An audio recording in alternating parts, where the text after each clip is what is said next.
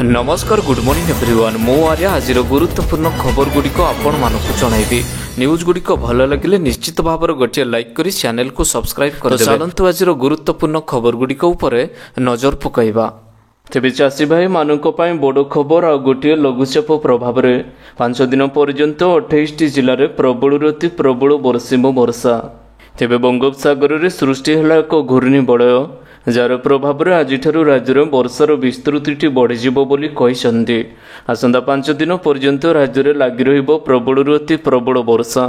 वर्तमान दक्षिण पूर्व मध्य प्रदेशर निकटवर्ती अंचल में सक्रिय रही घूर्णिबलय प्रभाव में राज्य में कमिछि वर्षार परिमाण किंतु आउ 2 दिन पर राज्यर वर्षार परिमाण अधिक हेब बोली जଣା पड़े। आसंता 24 घंटा मध्य 11टी जिले में तुआकु तुआ वर्षा हेबा नहीं आकलन करिछि आंचलिक पाणीपाग केन्द्र। किछि स्थान में अति प्रबल वर्षा मध्य हेब। 11टी जिला होछि केन्दुझर मयूरभंज बालेश्वर भद्रक जाजपुर केन्द्रापड़ा ढेंकानाल कटक मालकानगिरी कोरापुट और नवरंगपुर एही 11टी जिले में प्रबल वर्षा हेबा नहीं येलो वार्निंग टी जारी करिछि पाणीपाग विभाग।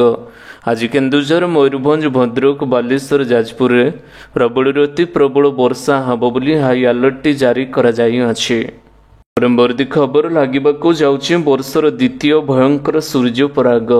तेबे अक्टोबर 2 तारिख बुधवार वर्षर द्वितीय भयंकर सूर्य परागटी लगवाक जाउछि। अक्टोबर 2 तारिख सूर्य पराग राति 9:13 रु 3:17 पर्यंत लगी रहिबो। चंद्रग्रहणर समुदाय अवधि प्राय 6 घंटा रहिबो। भारतीय समय अनुसार राति सूर्य परागटी होउछि। एभली स्थिति में भारत में सूर्य परागटी देखा मिलू नाही। चंद्रग्रहण नथिबारु यार सूतक अवधि मध्य यार वैध हेब नाही बोली एवं पूजापाठ आदि धार्मिक कार्य कौनसी प्रतिबंधक रहिबो नाही। अक्टोबर 2 तारिख में हेबाकु थिबा सूर्य पराग को नहीं ज्योतिर्विज्ञान वैज्ञानिक मान बेस उत्साहित अछंती कारण सूर्य पराग समय एक विरल दृश्य देखा मिलिबो। परवर्ती खबर मोदी सरकार कले बड़ घोषणा प्रति घर को दियाजिबो 75,000 टंका। तेबे प्रधानमंत्री कहिसेंति आमे भारत रे ग्रीन जॉब सेक्टर पई एक रोडमैप प्रस्तुत करिछु। आमे ग्रीन हाइड्रोजन इलेक्ट्रिक व्हीकल परि क्षेत्र गुड़िकु प्रोत्साहित करुअछु। प्रधानमंत्री सूर्यघर योजना अधीन रे सरकार प्रत्येक घर को 75,000 टंका देवाकू जाउछंदी।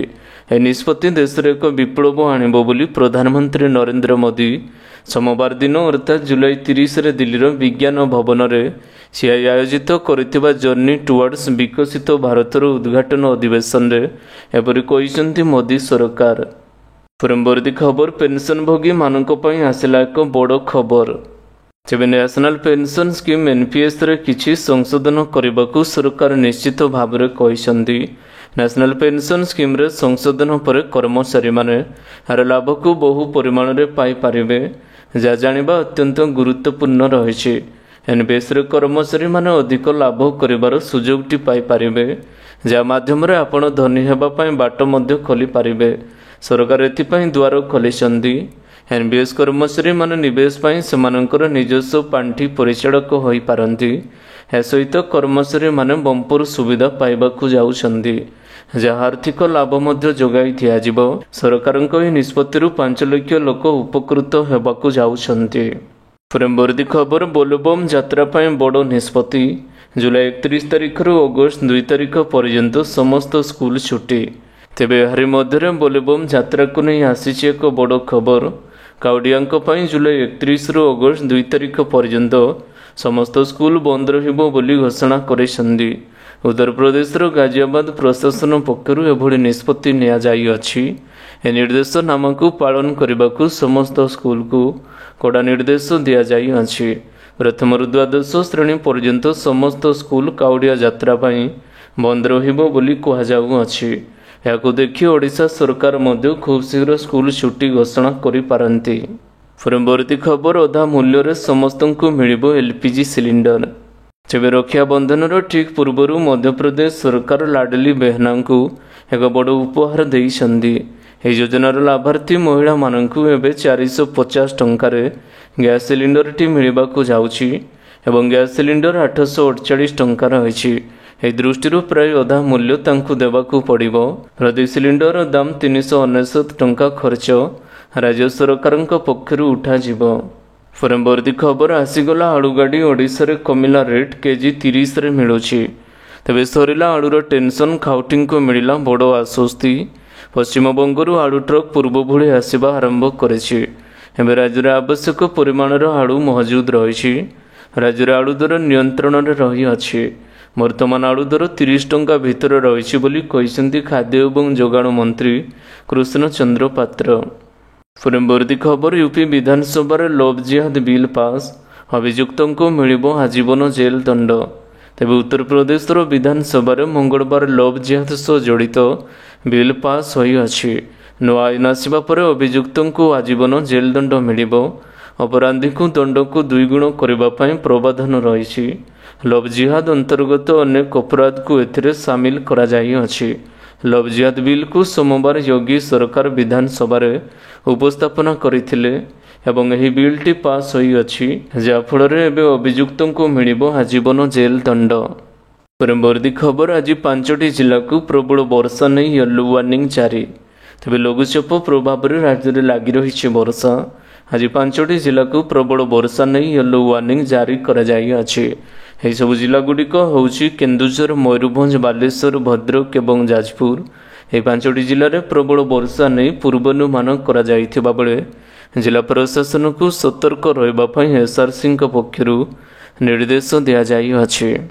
परवर्ती खबर पुणी थरे एक बड़ धरणर ट्रेन दुर्घटना। तेबे सोमवार विलंबित राति एक्सप्रेस ट्रेन दुर्घटनाग्रस्त होइछि। राति पाखापाखि 3:34 झारखंड चक्रधरपुर रे हावड़ा मुंबई एक्सप्रेस ट्रेन दुर्घटनाग्रस्त होई अनेक कोच लाइनच्युत होई अछि। फल अनेक यात्री माने मध्य आहत होइछन्ति। सेमानंकु चक्रधरपुर स्थित रेलवे हॉस्पिटल भर्ती करा जाई अछि। दुर्घटनार कारण जଣା पड़ी नथिले मध्य कुआ जाउछि जे 2 दिन पूर्व एठारे एक मालबाही ट्रेन चलाचल करिथिला, जार वागन ट्रैक रे रहिथिला। हावड़ा मुंबई मेल एवं अन्य एक ट्रैक रु आसुथिला एवं ट्रैक रे पड़िथिबा अनेक कोच को सह मुहांमुही धक्का होइथिला। परवर्ती खबर अगस्त मासरे 13 दिन पर्यंत बंद रहिबो समस्त बैंक सेवा। तेबे आसंदा मासरे देशर विभिन्न प्रांत 13 दिन पर्यंत बैंक सेवा बंद हेबाकु जाउछि। पर्वपर्वाणी सह विभिन्न अवसर लगी बैंक गुड़िक 7 दिन काम हेबो नाही। सेभଳି 4टी रविवार एवं 2टी शनिवार जोगु बैंक छुट्टी रहिबो। अगस्त 15 जोगु सारा देश में बैंक गुड़िक बंद रहिबो। सेहिपरि विभिन्न पर्वपर्वाणी पड़ुथिबारु अगस्त मासरे 13 दिन पर्यंत बंद रहिबो बैंक सेवा। परवर्ती खबर सुना दर रे हेला बड़ परिवर्तन, जानतु केते रहिछि दाम। तेबे आज भुवनेश्वर 10 ग्राम 24 कैरेट सुनार दर 68,950 टंका रही अछि। सेहिपरि 22 कैरेट सुनार मूल्य आज 10 ग्राम पिछा 63,200 टंका रही। 22 कैरेट सुनार मूल्य 1 ग्राम पिछा 6,320 टंका होइथिबा बेले 8 ग्राम पिछा 50,520 टंका रही। परवर्ती खबर माड़ी आसिबो महाबात्या, सावधान कले विशेषज्ञ। तेबे सारा देश में जारी रही मौसुमी वर्षा। यही समय एक स्टडी रिपोर्टर बड़ बात्यार पूर्वानुमानटी करा जाई अछि। नेशनल इंस्टीट्यूट ऑफ ओशनोग्राफीर रिपोर्ट अनुसार केरल उपकूल में अक्टोबर नवेम्बर आड़क अनेक बड़ सामुद्रिक झड़र आशंकाटी रही। याछड़ा पश्चिम उपकूल में अगस्त और सेप्टेम्बर में प्रबल अति प्रबल वर्षा हबार आशंका रही। मौसुमी फेरीजा पर अरब सागर में बात्या संख्याटी बढ़िबो। एपरिकी प्रशांत महासागर एवं पूर्व भारत महासागर रे तापमात्रा एवं आर्द्रता वृद्धि कारणरू एथर मौसुमी अवधि मध्य बढ़िपारे बोली पूर्वानुमानटी करा जाई अछि। परवर्ती खबर आवास घर अपेक्षार लक्षाधिक हिताधिकारी फेरीगला 6 लक्षरू अधिक पक्का घर। तेबे राज्य बजेटर अधिवेशन सप्तम दिन यह अवसर में विभिन्न प्रसंग को नहीं गृह सरगम रही बेले राज्य में पक्का घर आवंटन नहीं पंचायती राज मंत्री एक बड़ तथ्य देइछन्ति। राज्य में पक्का घर आवंटन नहीं पंचायती राज मंत्री गृह रे उत्तर रखी कहिसन्ति जे योग्य हिताधिकारी तालिकारु अभावरु 6,56,945 पक्का घर फेरी जाइछि। पूर्व सरकार योग्य हिताधिकारी तालिका दे न पारिबारु फेरी जाइथिबा मंत्री कहिसन्ति। वर्तमान सुधा केन्द्र ओडिशा को 42,18,364 पक्का घर जोगाई देइछि।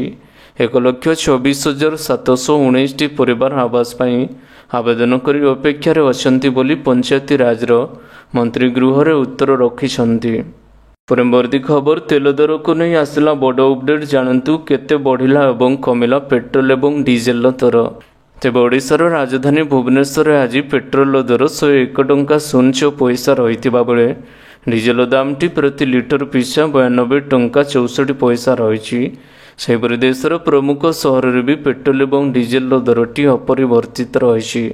ଦିଲ୍ଲୀରେ ପେଟ୍ରୋଲ ଲିଟର ପିଛା 94 ଟଙ୍କା 72 ପଇସା ଏବଂ ଡିଜେଲର ଦର 87 ଟଙ୍କା 62 ପଇସା ରହିଛି।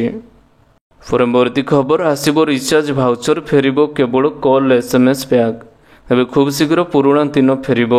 ଟେଲିକମ୍ କମ୍ପାନୀ ଗୁଡ଼ିକ ପୂର୍ବ ଭଳି ସ୍ୱତନ୍ତ୍ର ଭାବରେ କେବଳ ଭଏସ୍ କଲ୍ ଏବଂ କେବଳ SMS ପାଇଁ ପ୍ୟାକ୍ ଆଣିପାରିବେ।